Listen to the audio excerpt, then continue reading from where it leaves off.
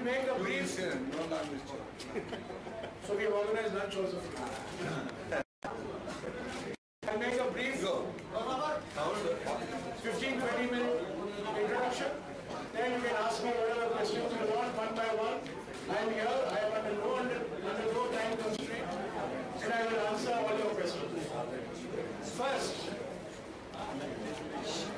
I want to address this issue that there is a feeling that the Congress pushed the bill because of election benefit. This is completely wrong, and I categorically deny this accusation that we bought the bill only for 2014 Lok Sabha elections. The demand for Telangana is over 60 years old.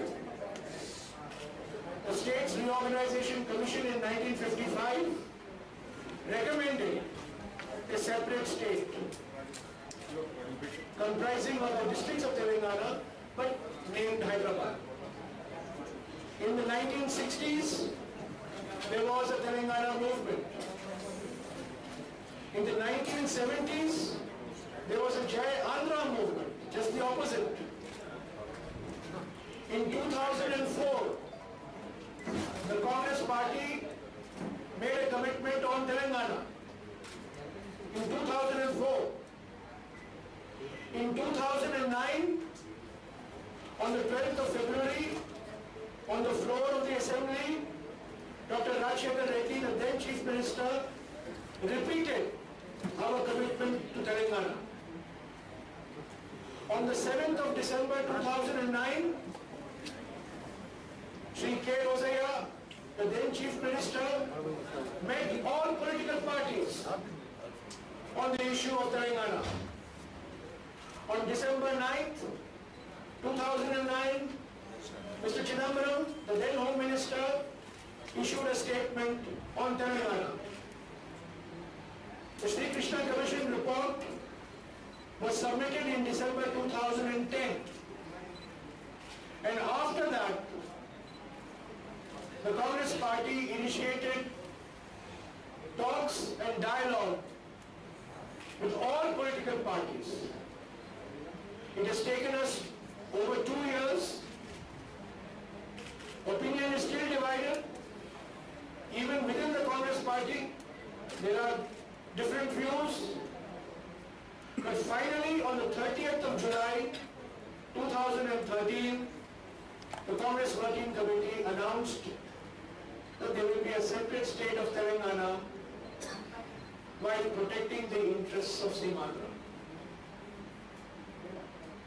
So, we have not pushed the bill. It has taken almost 10 years. It's a deeply divisive issue. Opinion is divided. Political parties are divided. CPM is for it, is against it. CPI is for it.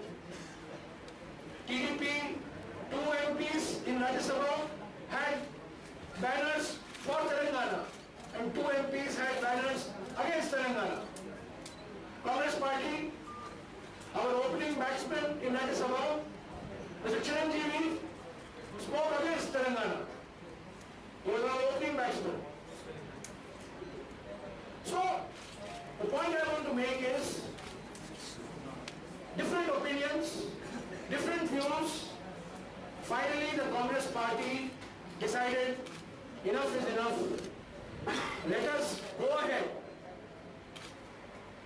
with the creation of Telangana and also protect the interests of Seemandhra. Second issue, that suddenly the BJP discovered in the Rajya Sabha that the bill is unconstitutional.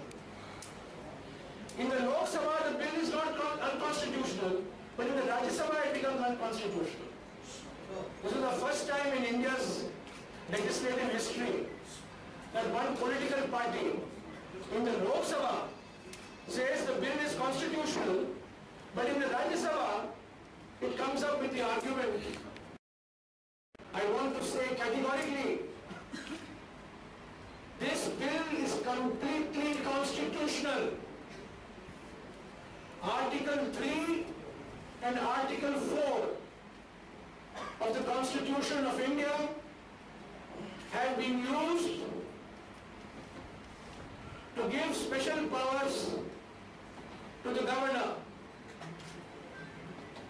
There are 4 Supreme Court judgments: 1959, 1979, 2002 and 2009. 4 Supreme Court judgments upholding Article 3 and Article 4 for purposes of reorganization. So this argument that this bill is unconstitutional, in my view, is a completely false argument. We have used Article 3 and Article 4. Now, the third issue is the status of Hyderabad. Hyderabad is the common capital area. Not all of Hyderabad, but the GHMC area, Greater Hyderabad Municipal Corporation, will be the common capital for a period of 10 years. The governor, who will be a common governor initially, has been given special responsibility. Please mark my words. The governor has been given special responsibility for law and order, for internal security, and for maintenance of life, liberty, and property. Security of life, liberty, and property. The governor will act on the advice of the Telangana government, the Council of Ministers of Telangana, but the governor will exercise his individual judgment, and the governor's decision will be final on matters relating to law and order, internal security, and security of life, liberty, and property. Hyderabad belongs to Telangana. The revenues of Hyderabad will go to the government of Telangana, but the common capital area, the GHMC area, will be the common capital for a period of 10 years. The fourth issue that I want to deal with is particularly the concerns of farmers and youth. All education quotas will remain in place for 10 years. No change in common admissions process, no change in admission quota. No young boy or girl in Andhra Pradesh, in Telangana, Rayalaseema, in coastal districts should be worried. The present system of admission will continue for a period of 10 years, by which time we hope there will be Chaitanyas and Narayanas in Seemandhra also.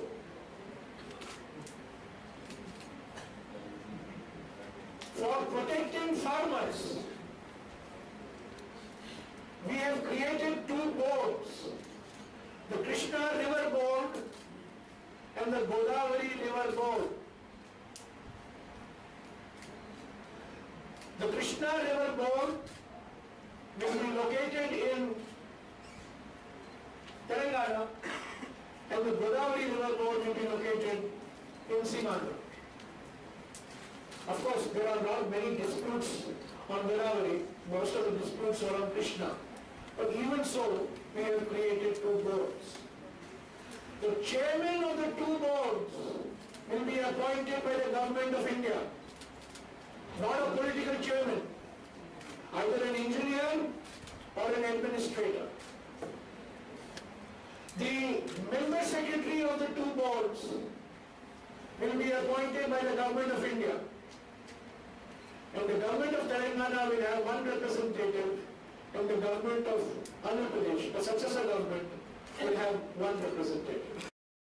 That does not allow the boards to function will be violating a law passed by Parliament. So whatever the allocation is made by Bachawat, by Brijesh Kumar, whatever the allocation, the responsibility for implementing it on the ground is that of these two boards. And I want to say that in no other bill, not in Chhattisgarh bill, not in Jharkhand bill, not in Uttarakhand bill, is there so much of detail on how the boards will function. We have given detailed directives on how these boards will function.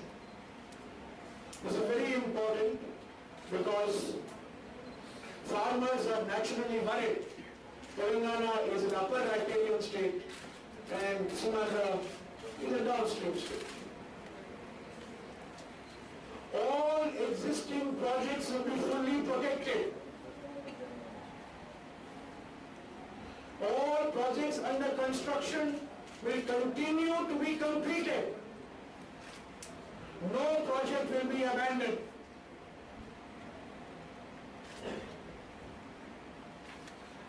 Then I want to address the issue of Seemandhra.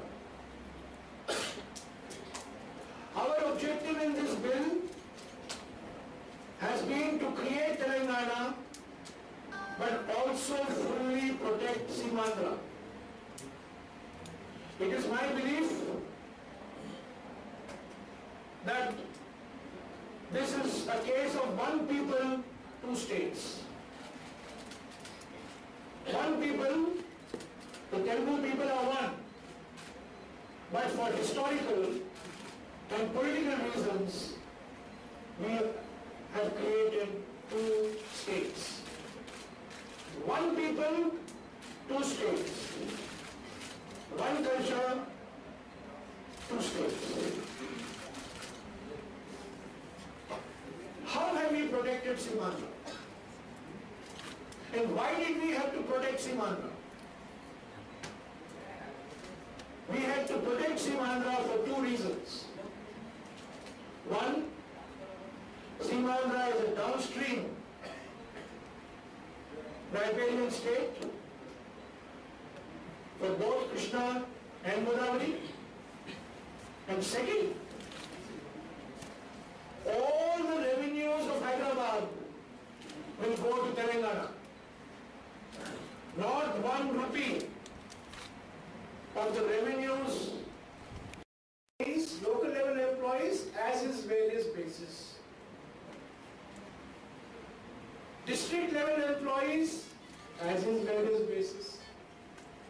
But state level employees will be given an option. To get into. We are a very religious country here. We easily convert our people into gods and goddesses. So, Mrs. Gandhi was firm from July 30th. If you see, unfortunately I didn't bring my briefcase, but if my memory serves me right, the last paragraph of the CWC resolution says, this has been a tough and painful decision.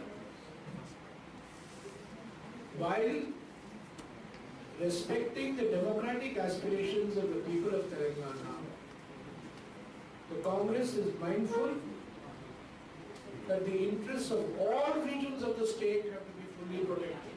From day one, she has been saying, Telangana yes, but Seemandhra also.